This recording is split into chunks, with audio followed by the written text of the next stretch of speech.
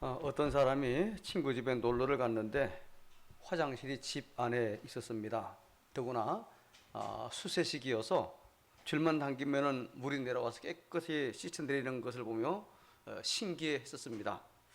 얼마나 부러웠던지 나도 저런 화장실이 있는 집으로 이사를 가리라 라고 다짐하고 열심으로 돈을 벌었습니다. 마침내 집안에 수세식 화장실이 있는 집을 마련해서 이사를 갔지요. 그 사람은 너무너무 기뻤습니다. 그런데 세월이 흐르면서 자녀들이 생기니 마침마다 화장실 전쟁이 시작이 되는 겁니다. 그래서 다시 한번 다짐을 합니다. 화장실 2개 있는 집으로 이사를 가리라. 열심히 돈을 벌어 마침내 그 집을 마련하고 또 이사를 갔고 너무너무 기뻐했습니다. 그러다가 기왕이면은 방마다 화장실이 있는 집이 있으면 좋겠다라고 생각하고 또 몇 년을 열심히 일을 해서 마침내 원하던 집을 장만을 했습니다. 얼마나 흐뭇했는지 모릅니다. 그런 그가 세상을 떠날 때에 자녀들에게 마지막 남긴 말이 바로 이런 말이었습니다. 다 이루었다. 다 이루었다. 물론 지어낸 이야기겠지만은 여기에 귀중한 교훈이 담겨 있습니다. 자, 이 예화에 나오는 사람은요, 화장실을 업그레이드하는 것을 인생의 최고의 목표로 삼고 열심히 사는 거죠. 그리고 그 목표가 이루어질 때마다 기뻐했던 겁니다. 근데 지금도 많은 사람들이 화장실보다는 훨씬 더 고상하다고 생각하는 그 나름대로의 어떤 목표를 이루기 위해서 자기의 전 생애를 투자하고 있지 않습니까? 자, 그런데 때로는 그 목표가 주님 보시기에 별것 아니라는 데에 문제가 있다는 거죠. 언젠가 우리 모두 이 땅에서 그 열매를 가지고 주님 앞에 서게 될 텐데 그때 과연 주님의 칭찬을 받을 수 있겠는가? 오늘 본문에 보니까 예수님께서 좀 다 이루었다라고 말씀을 하시고 돌아가시죠. 다 이루었다는 건요, 뭔가 목표가 있었다는 것을 전제합니다. 예수님은 그 목표를 이루기 위해서 젊은 생애를 불꽃까지 태우셨는데 우리가 그 예수님을 본받기를 원한다고 한다면 예수님과 같이 우리 하나님이 기뻐하시는 목표가 있어야 하고 그 목표를 이루기 위해서 우리 인생을 정말 드릴 수 있는 그런 삶이 되어야 될 줄로 믿습니다. 다음 주일인 28일은 주님께서 낙이 타시고 예루살렘 성 왕으로 입성하신 것을 기념하는 종료주일로 지키죠. 그리고 그 다음날 29일부터는 고난주간이 시작이 되어지고 4월 첫 주일은 부활주일로 지키고 있습니다. 부활주일은 해마다 달라지고 있죠. 다 아시는 바와 같이 유대력과 우리가 좀 다르기 때문에 교회 회에서 매년 춘분이 지난 첫 번째 만월, 첫 번째 보름이 지난 첫 번째 주일을 부활주일로 세계 교회들에게 함께 지금 지켜오고 있습니다. 여하튼 그래서 작년에는 코로나19로 인하여 성찬식과 그리고 고난주간 특별 새벽기도를 하지 못했지만 올해는 물론 성찬식은 이제 아무도 입으로 들어가는 거고 마스크를 벗어야 되기 때문에 내년에도 하지 않기로 했습니다. 그러나 특세를 하게 되니까 얼마나 감사한지요. 더욱더 우리가 은혜가 풍성하고 응답의 역사가 있을 줄로 믿습니다. 사람이 마지막 순간에 남기는 말을 유언이라고 그렇게 하지요. 유언은 그것을 남긴 사람의 모든 삶을 함축하고 있고 또 동시에 그 유언에는 그 사람의 간절한 소원이 담겨 있는 것을 볼 수가 있습니다. 자, 예수님은요 십자가 위에서 7마디 말씀을 남기셨죠. 오늘 본문에는요 총 4마디지만 3마디로 함축을 해서 우리가 볼 수 있는데 그 말씀에 담긴 주님의 마음을 우리가 읽으면서 주님께서 맡기신 사명을 온전히 우리도 감당하리라 라고 결심하는 그런 시간이 되어지기를 주의 이름으로 축복합니다. 자, 먼저 예수님이 오늘 본문에 나타난 첫 번째 이제 외침인데요. 같이 한번 제목 읽습니다. 시작. 보소서 아들이니다. 지금 마리를 향하여 나를 좀 봐라. 나를 좀 보시오. 바로 당신의 아들입니다.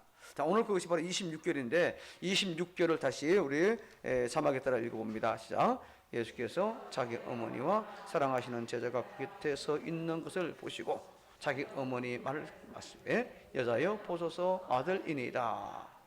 마태, 마가, 누가 즉 여기서 기록한 공간복음에 의하면은요, 갈릴리에서 예수님과 함께 온 많은 여인들이 멀리서 십자가에 달리신 예수님을 바라보고 있었지요. 근데 오늘 본문에 보면은, 요한에 가면은요, 오늘 이거 첫 번째 말씀에 보면은 예수님의 십자가 곁에는 4명의 여인들이 있음을 볼 수가 있습니다. 보니 그들이야말로 정말 예수님을 향한 사랑이 아주 깊었다라고 우리가 볼 수 있죠. 그들은 먼저 예수님의 어머니 마리아이고, 그다음에 그 이모, 그리고 세 번째 글로바의 아내 마리아고, 그다음에는 네 번째 막달라 마리아, 이렇게 4명의 여인이 있었다라고 우리에게 소개를 해주고 있습니다. 자, 마태와 마가의 기록에 의하면은요, 요한과 야고보의 어머니인 살로메를 바로 예수님의 이모라고 우리가 볼 수가 있습니다. 그러니까 이 예수님의 외사촌 동생이 바로 요한과 야고보가 되겠죠. 하여튼 그런데 예수님의 어머니 마리아가 예수님의 십자가에 달리신 그 모습을 곁에서 정말 안타깝게 지켜보고 있어요. 여러분 생각, 그 엄마가 아들이 그렇게 달려 죽는 것을 볼 때 그 마음이 어떠겠습니까? 그래서 누가복음 2장 35절에 보면요, 그 마리아의 아픔에 대해서 칼이 내 마음을 찌르듯 하리라 라고 이제 예언하고 있는 것을 볼 수가 있습니다. 예수님께서는 그때에 사랑하시는 제자 사도 요한이죠, 그 요한에게 곁에 서 있는 마리아를 향하여 여자여 보소서 아들이다 라고 합니다. 자, 이게 마리아를 지금 어머니라 부르지 않고 여자여라고 호칭을 하고 있는데 그 이유가 뭘까요? 우리나라 정서상 보면은 이게 불효막심한 그런 이야기지만 여기는 의미가 담겨 있는 그런 호칭입니다. 먼저 예수님과 마리아의 근본적인 관계의 변화가 생기기 때문인 거예요. 즉 여자여라고 부르신 것은요, 자신이 단지 마리아의 아들만이 아니라는 겁니다. 이제는 하나님의 뜻을 이루어 이 땅에 오신 하나님의 아들임을 상기시켜주고 있는, 제일 먼저 이 소설사람 누굽니까? 마리아잖아요. 잉태수이고. 그러니까 다시 한번 그것을 상기시키는 의미에서 지금 여자여라고 호칭을 한 것이죠. 이제 예수님은 마리아의 아들이라기보다는 오히려 마리아의 주가 되시는 그런 모습으로 되기 때문에 여자여라고 호칭을 했다고 우리가 해석을 하고요. 또 다음은요, 죽으심과 부활을 통해 새롭게 형성되는 영적 가족관계를 우리에게 언급하시는 그런 부분입니다. 주님은 지금 사랑하는 제자에게 보라 내 어머니라 라고 지금 하면서 부탁하지요. 고대 사회에서 죽기 전에 어머니를 다른 어떤 특정인에게 부탁하는 것은요, 일반적인 아주 보편적인 일이었다고 합니다. 물론 십자가 위에서 어머니 아니를 생각하는 예수님의 그 공경심과 따뜻한 그 사랑이 참 놀랍죠. 자기가 죽어가는 그 순간에도 어머니를 생각한다는 그것이 참 예사롭지 않은 그런 내용입니다. 그런데 지금 예수님은 자기의 형제들이 아니라 사랑하는 제자에게 어머니를 맡긴 것은 바로 하나님 나라의 가족으로서의 하나된 공동체를 이제 우리에게 알려주기 위함이죠. 바로 그거지요. 그렇습니다. 주님은요, 마가복음 3장 35절에서 누구든지 하나님의 뜻대로 행하는 자가 내 형제요, 자매요, 어머니라 라고 말씀하셨잖아요. 자, 예수님의 동생들은 아직 그때까지도 예수님을 믿지를 않았습니다. 이후에는 다 믿었지만, 그래서 요한은 이미 예수님의 외사촌 동생인 점이 바로 예수님이 요한에게 자기 어머니 마리아를 부탁한 하나 이유가 될 수 있었던 거죠. 우리가 터키에 있는 에베소에 가면은요, 거기 성지순례를 우리 교회도 여러분들이 다녀오시는데요, 요한 여기 한번 사진이 나옵니다. 저기 요한 기념교회가 있습니다. 저기 요한 기념교회인데 또 마리아 기념교회가 있습니다. 마리아 지금은 다 이렇게 해파되고 남아있지 않은 그런 상태인데요. 그런데 그곳에 가면은요, 그 나온 문헌을 보면은요, 마리아가 바로 여기에서 죽었다라는 그 기록이 남아 있습니다. 그 에베소는 사도 요한이 마지막까지 목회했던 그런 지역이잖아요. 그러니까 실제로 사도 요한이 마리아를 모시고 돌보는 것을 우리가 알 수가 있는 거죠. 예수님은 십자가 위에서 그들의 새로운 영적 가족으로 좀 맺어주신 거예요. 예수님을 구주로 고백하는 모든 사람, 그들은 바로 예수님 안에서 한 형제, 자매요, 한 가족인 겁니다. 그래서 우리는 가능중화의 권속이라 하는 표현을 자주 하잖아요. 가능중화의 이름으로 인 하나의 영적인 가족이라는 그런 의미가 되는 거죠. 그렇습니다.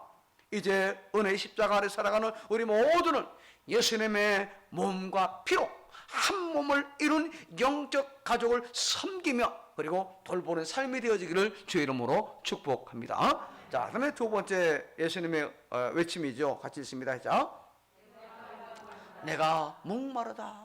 내가 목마르다. 바로 28절 말씀입니다. 자, 28절을 우리 같이 한번 읽습니다. 시작.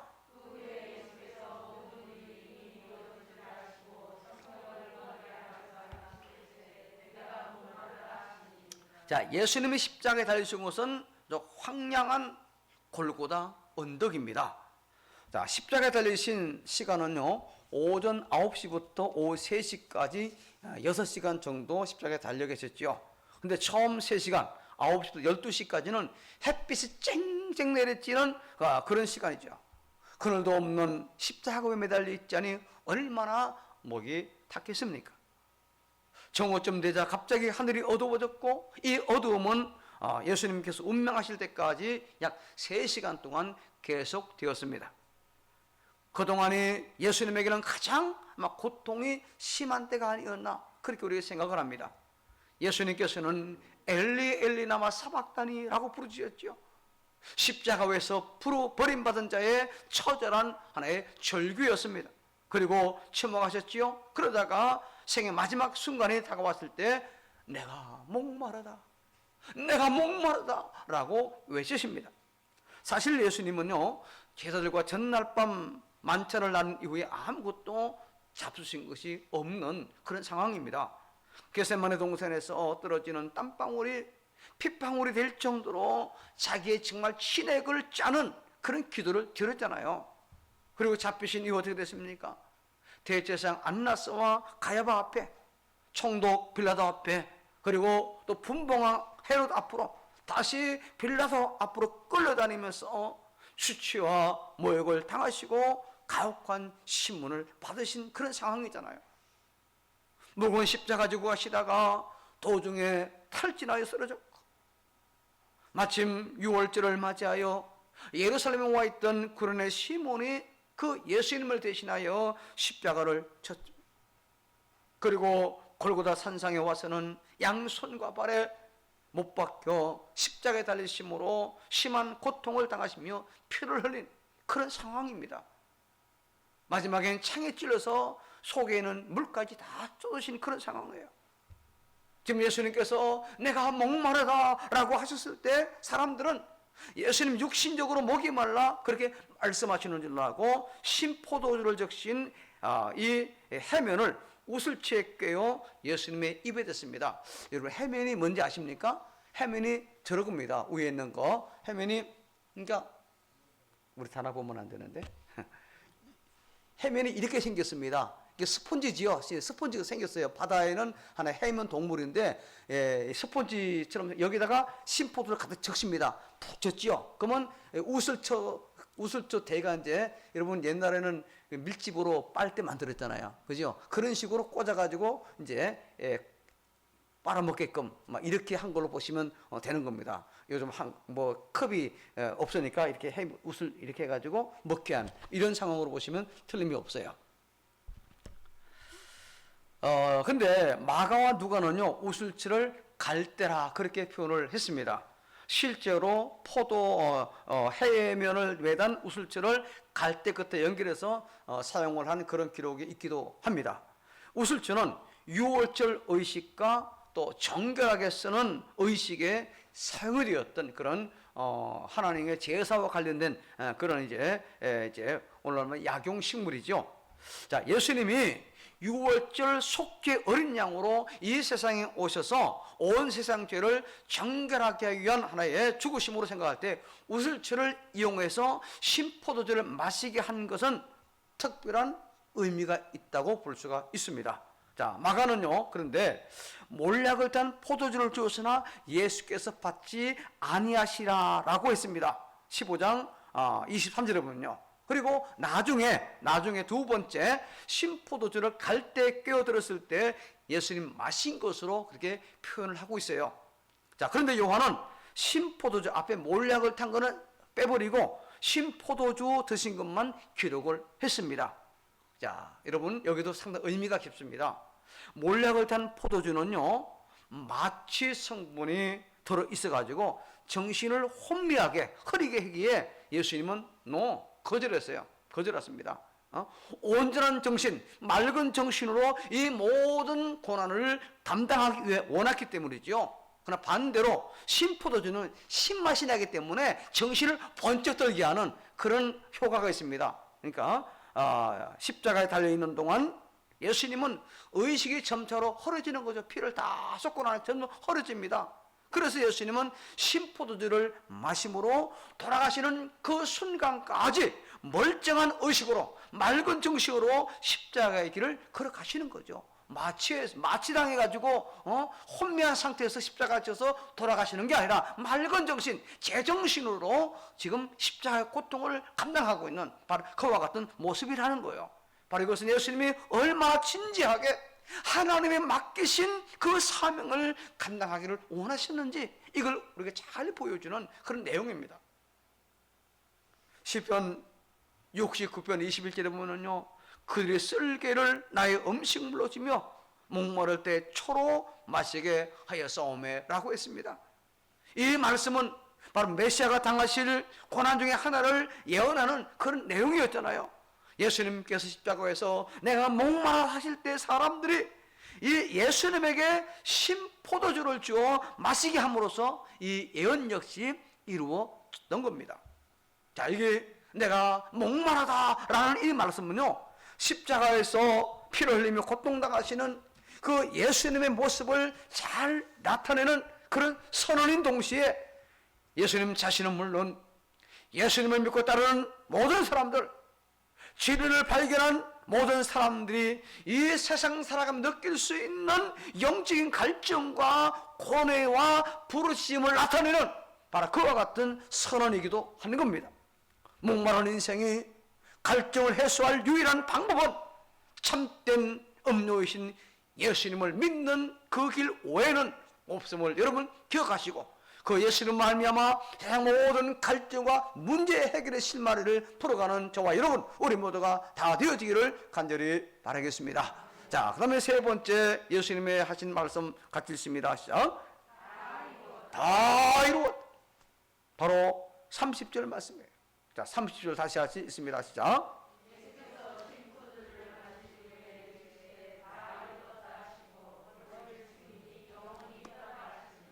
지금 예수님은 십자가에 달리셨기에 숨을 쉬는 것조차 고통스러웠고 갈증을 해소하기 위해서 물 한 방울도 마실 수 없는 그런 상황이에요.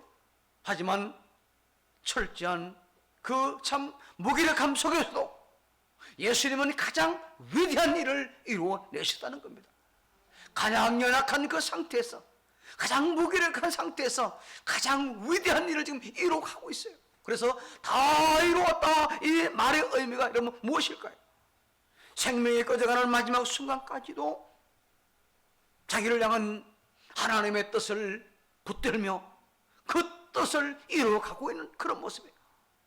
물론 이 다 이루었다는 이 말은 팔레스타인 지방에 있던 모든 병자를 다 고치거나 혹은 귀신 들린 자를 다 치료했다는 말은 아닙니다. 또한 천국 복음을 예루살렘과 온 유대와 사마리아 땅끝까지 전파함으로 모든 사람을 변화시키고 교회들을 많이 세웠다는 말도 아니죠. 사실 예수님이 이 땅에 키운 제자는 12명에 불과하다는, 물론 120문도가 있고 500명이 있었지만은 그나마 한 명은 예수님을 배반했잖아요. 예수님이 얻은 사역의 열매나 그리고 활동 범위를 보면은요, 사도행전 나온 제자들보다도 사실 적어요. 사도행전 보면 온 땅끝까지, 그 당시에 땅끝이라 생각 스페인까지 복음이 전파됐잖아요. 그럼에도 불구하고 예수님은 지금 뭐라고 외칩니까? 다 이루었다. 이게 다 이루었다는 동사잖아요. 이것은 일의 마침과 동시에 일을 완성했다는 두 가지 의미를 같이 갖고 있습니다. 이 동사는요, 완료 수동태. 그러니까 완료되었고, 그리고 스스로 그냥 이루어졌다가 아니라 이루었다. 누구에서 이루어진 거예요. 수동태입니다. 그러니까 예수님이 이 땅에 오셔서 감당해야 될 모든 일을 이미 다 이루셨음을 아시고 그 사실을 공개적으로 선포하신 바로 그런 말씀이 되는 거죠. 또한 예수님의 죽음은 희생제사의 완성입니다. 이제 더 이상 죄 사함을 얻기 위하여 짐승을 제물로 사용할 필요가 없는 거죠. 그래서 지금 다 이루었다 라고 지금 외치신 겁니다. 자, 그리고 여기 다 이루었다는 말의 주제는 누굽니까? 주어는 지금 예수님입니다. 예수님은 그의 생의 마지막 순간까지 자기를 향한 하나님의 뜻, 즉 모든 인간의 죄를 대속하기 위하여 십자가에 달려 죄를 향한 이 죄를 향한 하나님의 저주까지 다 감당하심으로 구세주로서의 사명을 완벽하게 이루셨다는 의미로 지금 다 이루었다라고 지금 선언하신 거죠. 그 결과 어떻게 되었습니까? 죄와 허물로 인하여 영원히 벌음받아야 할 죄인들이 하나님의 장하는 영광스러운 지위를 얻게 되었습니다. 그를 믿는 자마다 멸망하지 않고 영생을 얻는 복을 누리게 되었어요. 저 천국을 소망하는 그런 주인공이 되었다는 거지요. 예수님은 구원을 다 이루셨담을 선언하시고 자신의 영혼을 아버지에게 부탁하신 후에 운명하십니다. 여기 예수님께서 다 이루었다고 하시는 것은 모든 사명을 완수한 기쁨에 찬 고백이었다라고 우리가 말할 수 있습니다. 그래서 요한은 예수님이 죽었다거나 혹은 죽임을 당했다라고 묘사하지 않았습니다. 영혼이 떠나가시니라. 스스로. 이 부분을요, 문자적으로 보면요, 그가 그 영혼을 맡겼다라는 말입니다. 그러니까 수동태죠, 능동태죠. 예수님 자신의 의지가 담겨 있어요. 누구에서 죽은 것이 아니라 스스로 생명을 포기했다는 그런 의미가 되겠죠. 자, 여기서 그 영은 예수님의 영이고 건네주는 대상은 하나님입니다. 요한은 예수님의 죽음을 예수님께서 자신의 영혼을 하나님에게 내어 맡기는 것으로 표현을 한 겁니다. 자, 빌라도나 혹은 종교 지도자들이 예수님을 죽인 것이 아니라는 거예요. 물론 그들이 사용됐지만 궁극적으로 누가 했느냐? 바로 하나님의 뜻 가운데에 예수님이 자발적으로 그 죽음의 길을 묵묵히 걸어가셨다는 겁니다. 그래서 아무런 표도 하지 않았어요. 묵묵히 그 자리를 들어갔습니다. 예수님은 자신의 죽음에 대해서 미리 말씀하셨잖아요. 이를 내게서 빼앗을 자가 있는 것이 아니라 내가 스스로 버리로라. 나는 버릴 권세도 있고 다시 얻을 권세도 있으니 앞부분 10장 18절에 이미 그렇게 예수님 말씀하셨어요. 이 말씀이 그대로 이루어졌지요. 십자가는 예수님의 고난을 상징할 뿐만 아니라 바로 우리 구원의 상징입니다. 십자가를 바라보면서 내가 구원받았구나. 그리고 하나님과 이랬던 관계를 회복하는 하나의 화목의 하나의 사인이에요. 십자가를 바라보면서 하나님과 내가 원수가 아닌 이제는 서로 화목한 관계, 함께 동행하는 그런 관계구나. 이걸 아는 겁니다. 예수님 십자가를 내신 그 보혈로 인하여 우리의 죄가 사함을 받게 되었고 죄의 권세로부터 노임을 받게 되었고 죄로 인한 심판을 면하게 된 줄로 믿습니다. 그래서 로마서 6장 6절에 이렇게 우리에게 말씀했어요. 우리 같이 한번 읽습니다. 시작. 아니 그거 말고 로마서 6장 6절 없어요? 그러면 제가 읽을게요. 우리의 옛사람이 예수와 함께 십자가에 못 박힌 것은 죄의 몸을 죽어 다시는 우리가 죄에게 종도록 하지 아니하려 함이라 라고 말씀했어요. 그렇습니다. 십자가 사건은요 그저 2000년 전 유대 땅에서 한번 일어나가만 이래서 사건이 아니에요. 우리가 진심으로 예수님을 구주로 영접할 때 십자가를 통한 구원의 역사는 오늘날 여전히 일어나게 되는 줄로 믿습니다. 예수님께서 흘리신 보혈이 여전히 우리의 죄를 씻기시고 우리를 모든 죄악에서 깨끗하게 하실 줄로 믿습니다. 그 말씀이에요. 신자요 제자인 우리는 반드시 예수님을 본받아야 하는데, 본문은 우리에게 어떤 삶을 사도록 교훈해주고 있습니까? 자, 작은 1번 같이 있습니다. 시작. 우리는 어떻게 하면 살아야 돼요? 영혼 구원에 힘써야 되겠다는 겁니다. 예수님은 죄악으로 말미암아 멸망으로 치닫는 수많은 사람들의 영혼을 보시면서 안타까워하고 있습니다. 예수님의 목마름은 바로 하나님의 뜻을 이루기 위한 것이요, 그리고 영혼 구원을 위한 그런 외침이었습니다. 예수님은 우리에게 영원한 생수를 주고 그래서 목말하신 거예요. 그렇게 십자가에서 극심한 고통 가운데서도 주님은 아직 믿지 않는 자들, 많은 사람들을 생각하신 겁니다. 이제 그 예수님 목마름이 우리의 목마름이 돼야 됩니다. 주님의 말씀에 순종하여 많은 사람들이 주께 돌아오게 해야만 주님의 목마름에 해결해 주실 수 있는 그런 방법이 되겠죠. 예수님 아닌 다른 것으로 그 갈증을 채우려 하지 말고 오직 주님을 통해 참된 생수로 갈증을 해결하라고 우리는 그들에게, 아직 주님을 알지 못하는 그들에게 전해 주어야 되는 겁니다. 또 두 번째 같이 있습니다. 시작. 말씀에 민감해야 돼요. 너는 말해라. 하나님 말씀이고 나는 나고, 이게 아니라 하나님 말씀하셨다, 이렇게 말씀하셨다, 그 말씀에 민감해야 돼요. 자, 여기요, 예수님이 목마르다고 하신 건요, 단지 자신의 목마름 때문이 아니에요. 바로 성경의 예언을 이루기 위함이었습니다. 예수님은 철저히 하나님의 말씀으로 사셨잖아요. 자신을 향한 성경의 약속들을 다 알고 계셨고, 그 약속들이 자기의 삶을 통해서 이루어졌고 또 이루어져야 할 것을 알고 계셨어요. 즉 예수님은 하나님의 말씀에 민감한 삶을 사셨다는 겁니다. 내 이익에 대해서 민감하지 말고 말씀에 민감해야 돼요. 우리도 예수님을 본받아 말씀 중심의 삶을 살아가야 되는 겁니다. 말씀에 민감하려면 많이 읽고 배우고 묵상해야 되는 거예요.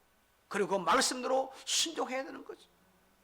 여러분, 아무리 은혜를 풍성히 받아다 할지라도요, 들은 말씀을 내 삶 가운데 적용하지 않으면은요, 사실 별 효과가 없는 겁니다.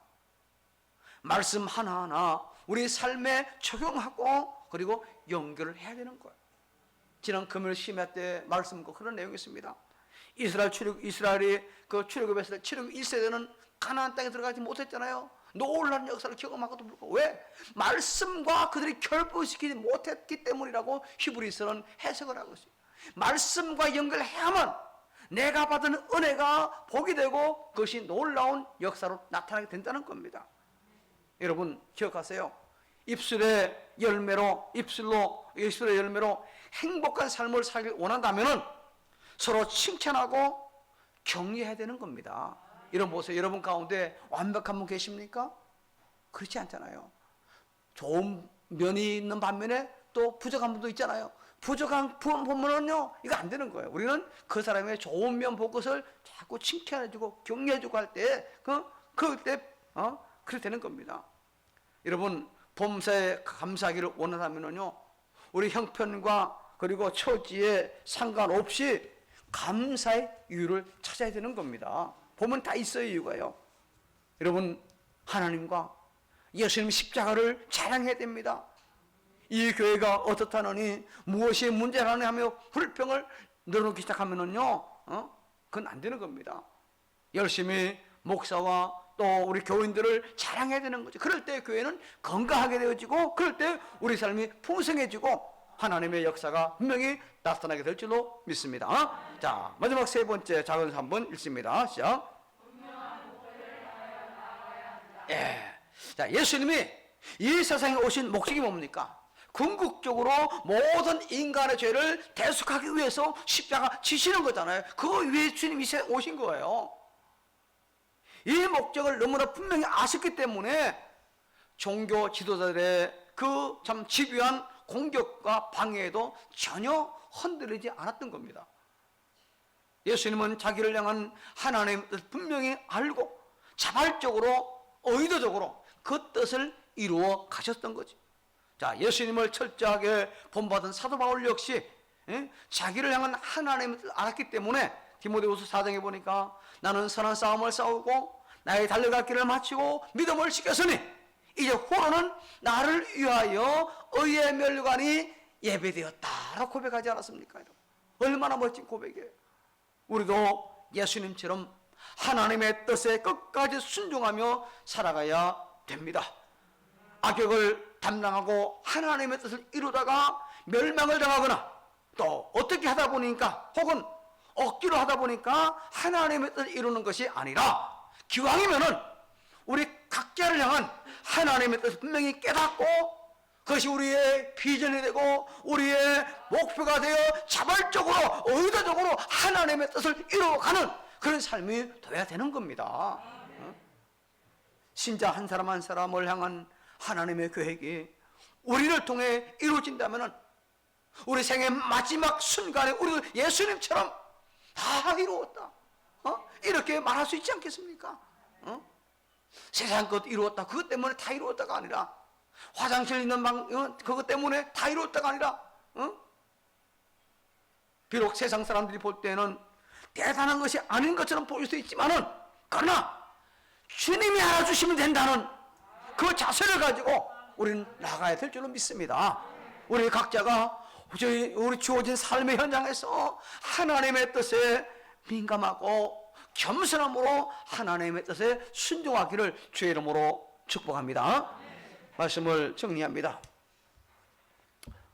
통기를 3번 고쳤는데 그러니까 오늘 0시죠. 지난 어제 12시로 그러니까 지난 밤 12시로 통계난 건데 전 세계적으로 코로나19 확진자가 놀라지 마세요 여러분 1억 2348만 8317명이 확진되었습니다. 1억이 넘었어요. 그 다음에 사망자는요 272만 888명 2888명이 사망했습니다. 270만 명이 넘었어요. 최고로 많이 확진자고 미국의 경우는요 3048만 94명이 이제 확진되었고 사망자만 해도 55만 4859명입니다. 우리나라의 경우 확진자가 오늘 9시 반에 이제 통계낸 거 어제 24시 되면은 확진자가 9만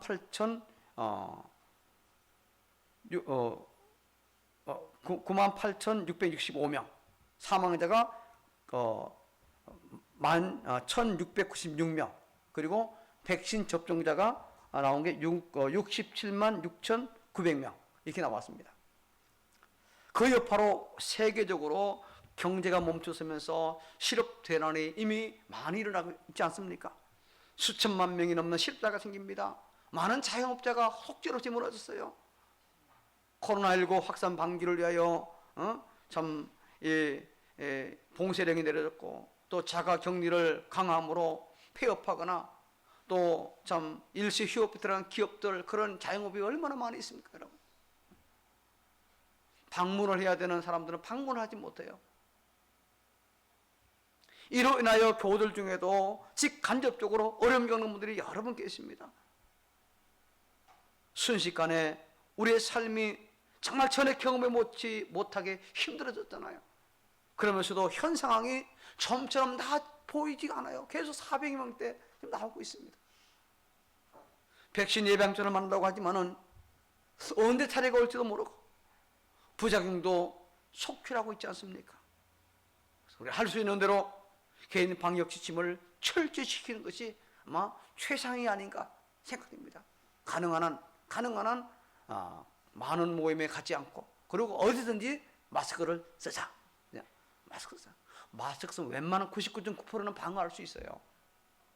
문제는 누가 걸리는지 모르잖아요. 누가 정상 없는 무증상 환자가 많이 있기 때문에 그게 무서운 겁니다. 자, 우리는 이런 때에 너희는 여호와를 만날 만할 때 찾으라.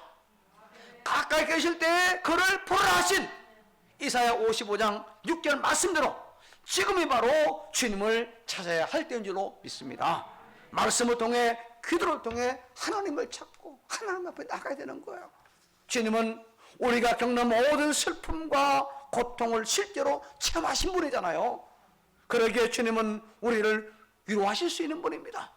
날마다 예수님의 십자가 앞에 나아가 죄를 고백함으로 새 시점 받아야 하고, 그리고 우리의 모든 문제를 주님 앞에 꺼내 놓아야 되는 거예요. 꺼내 놓아야 주님의 실마리를 풀어주시고 감당할 지혜와 능력을 주시는 겁니다. 꺼내 놓지 않으면 하나님이 그런 네 혼자 한번 잘해봐라. 우리 또한 주님의 목마름을 해결할 수 있는 영혼 구원의 사명을 감당해야 합니다.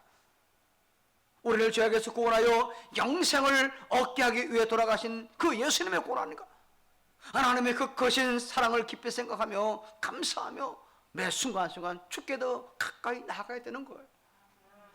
현재 상황이 얼마나 오래 갈지 알 수 없지만 우리는 에녹과 같이 날마다 주님과 동행하고 우리의 주님 주시는 참된 위로와 평강을 경험하며 주님이 기뻐하시는 열매를 우리 삶의 현장에서 풍성하게 거두는 우리 가능중앙의 모든 교우들의 길을 주의 이름으로 축복합니다.